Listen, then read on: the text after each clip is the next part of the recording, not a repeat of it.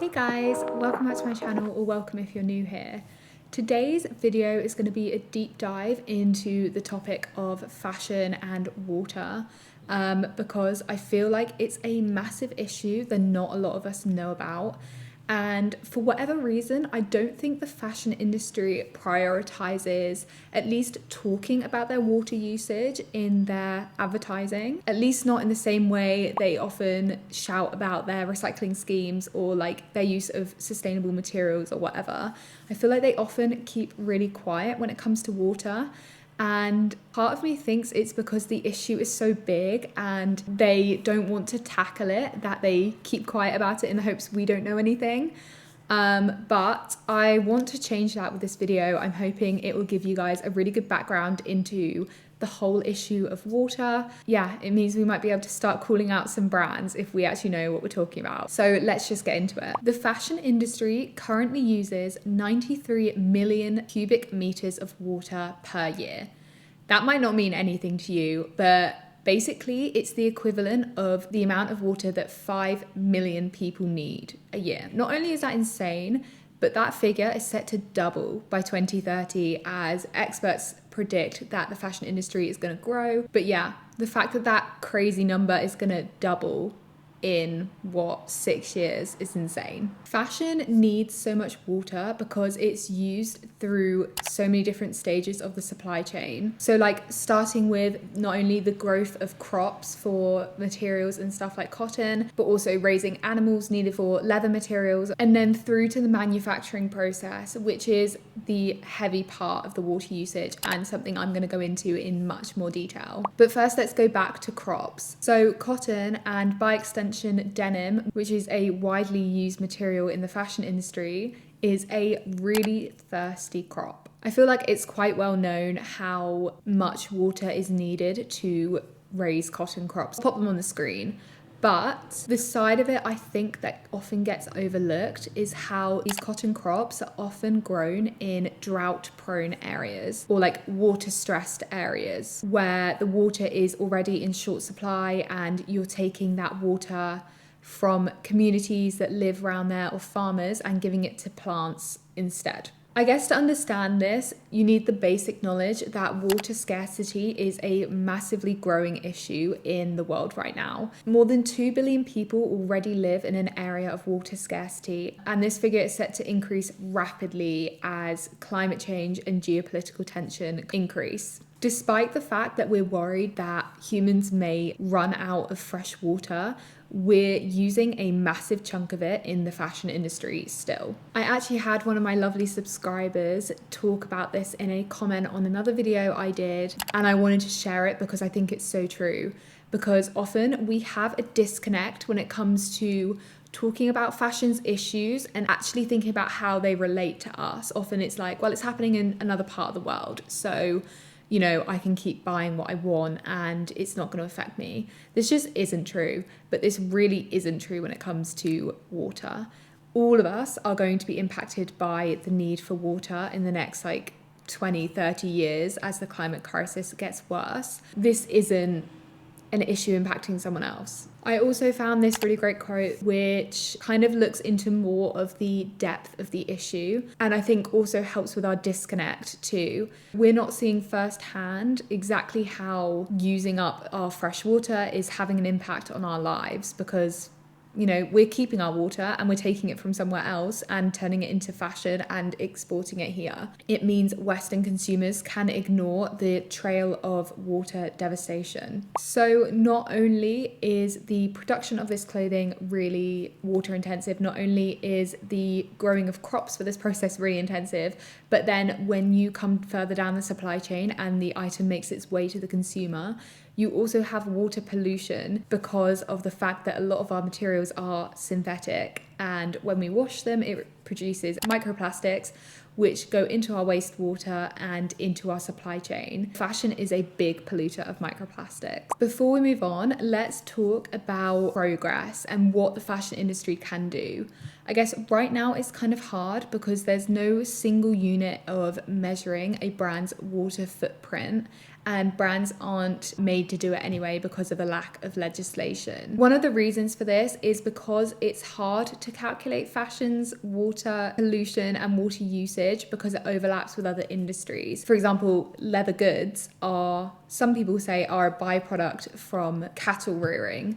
Whether that's true or not, and there's a lot of nuance to that subject, do you count the water used to raise that animal towards the fashion industry as leather, or towards the food industry because they get the meat? Or like, say, for water pollution, do you count the pollution let off by a shipping container crossing the sea that has some fashion items on it, but also other items like luxury cars, for example? What sector do you allocate that pollution to? It's kind of hard. It's more nuanced than that, and it's something that the industry needs to work out. I think one of the things that might be a really good educational tool for consumers is something that shows you exactly how much water usage your purchase makes every time you make a purchase. So you know how they brought out those shower timers a few years ago to show us how taking really long showers uses up a lot of water and whatever, and people tended to shower less when they could see a timer running out from like 2 minutes. I don't know if that was worldwide, but that was here in the UK for a little bit. I feel like the same thing could work with fashion. We could be told that we just used up, I don't know, a really random 200 litres of water to make that pair of jeans that we just purchased online. And it would almost count how many items we buy through the year, and it would give us a total score of how much water we used just on fashion in a year. I feel like that would maybe wake people up, especially if we then converted it into how much drinking water per person that was. Okay, on to part 2 of this video, which is going to be about fashion's chemical dyeing process and how that is in major need of a reform. So much of the water used within clothing production is actually used in the dyeing phase. Not only is the dyeing process really water intensive, it's really polluting. So a really high number of chemicals and pesticides are used to achieve that colourful clothing that so many of us gravitate toward and the fast fashion industry keeps churning out. So textile wet processing is the most polluting phase within the whole of fashion supply chain, because you have to go through the process of bleaching, using antibacterial, antimicrobial finishes. You actually have the dyes themselves, which are chemical, which then often become wastewater, which are discharged into local waterways, and this can be harmful to human life and aquatic life. So for the communities surrounding these polluted rivers that we see and the factory workers themselves, this poses a threat to life. This is like toxic and potent chemicals that they're being exposed to on a daily basis. There has been some effort put in to reform the fashion industry's water waste management, but it's not doing enough. So most companies have signed up to Greenpeace's detox program. And also you have the main legislation, which I think is called REACH. But like I said, there's a lack of objective data in the field, making it hard to quantify risks to health, for example, and pollution levels from specific factories. Because it's almost impossible to know who is dumping the chemicals in water. You can't trace back pollution to its source if it's been in the water cycle already. And that makes it really hard to crack down on factories that are doing this. What's really worrying and what might get people to wake up more is the fact that although a lot of our production in the fashion industry is based in the global south, so the global north consumer is often not bothered about these items, because it's in the water cycle, it will cycle up to our water systems too. So it's not like we can say, oh, just let them deal with it. We have to deal with it too. We are drinking these chemical polluted waters, and maybe that will make people care more, I guess. Some of the chemicals used in Indian dye houses, for example, are banned in Europe because of how bad they are. They'll be in the imported clothes that we're wearing. So what I'm saying is we should care, even though it's not right in front of us and it's really easy to let someone else deal with it. We can't do that. We shouldn't do that, but we can't do that either. So let's talk about how we can fix this issue. Natural dyeing is one of the alternatives here, and this kind of links into my other video where I said sustainable fashion can be a little bit boring, and you'll see why. So natural dyes are quite obviously derived from naturally occurring things like plants, like crops, like seeds. Basically anything nature gave us, we can potentially turn into a pigment if we know the way. Although they sound really wholesome, there are a few issues with them which we'll get into. So for one, they're more expensive than synthetic dyes, which is probably not a surprise considering natural fibres are also more expensive than synthetic fibres, so the trend just carries on. Also, like synthetic dyes, they require a lot of water through the production process and also chemicals to fix the natural dye to the fibres. Without these chemicals, the colours would be more prone to fading, and that would lead to a shorter garment life. So it's hard to balance the need for natural with the need for longevity. Obviously, some people might like this faded look, but I'm not sure fast fashion people would. You also have to consider how land might play a part in this. Like, you might have to take up a large amount of land space to grow the crop that's used in the natural dye, for example, and then you have the water use of growing that crop if you wanted to scale it to cover the whole fashion industry. The final kind of issue is that natural dyes work best with natural fibres. So unless we can convince the fashion industry to stop using so much polyester anytime soon, which I spoke about in my other video as looking not likely to happen, obviously this goes into the whole overproduction debate, and overproduction is the biggest issue in the fashion industry right now. If we could stop producing so many clothes and stop producing so much polyester clothing, then a lot of these issues could be solved just that quickly. But obviously that comes down to regulating fashion brands and changing consumer mindsets, which, as we know, are kind of hard to solve. But let's talk about some progress here.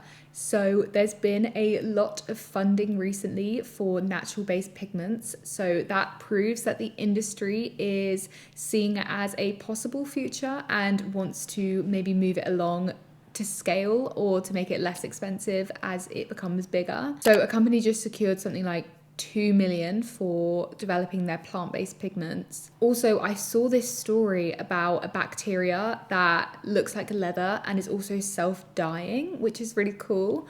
So that would have, I suppose, a lot less waste. I haven't done too much research into it, but the idea is there. There was also this fabric that I saw when I was researching by a company called Faber Future, I think. Their dyeing process relies on a pigment producing microbe that changes color depending on the pH of the soil it was grown in, which is really, really cool. And I think it used something like 500 times less water than traditional dyeing processes. So if that could be scaled, then that is insane. Obviously it doesn't solve all of the problems, but I think we have the solutions. It's again about cutting down the production of the fashion industry, switching to sustainable materials, and making consumers aware that they need to buy less. Not only can we as consumers buy less, but we can also buy better. So I spoke a bit about the health risks of using chemically dyed clothing. I know Alden Wicker's done so much research into this subject, so read her book, go on her social media channels if you want to learn more. But one of the things we can do is shop clothing that has the label. I'm just going to put it on screen because it's like really hard to read. But basically this label ensures that the product has been checked through every stage of its process, that it's not using chemical hazardous materials. So it should be safe for you to wear, and it also should be safe for the environment. So that's something I guess we can do if you want to take tangible steps from this video.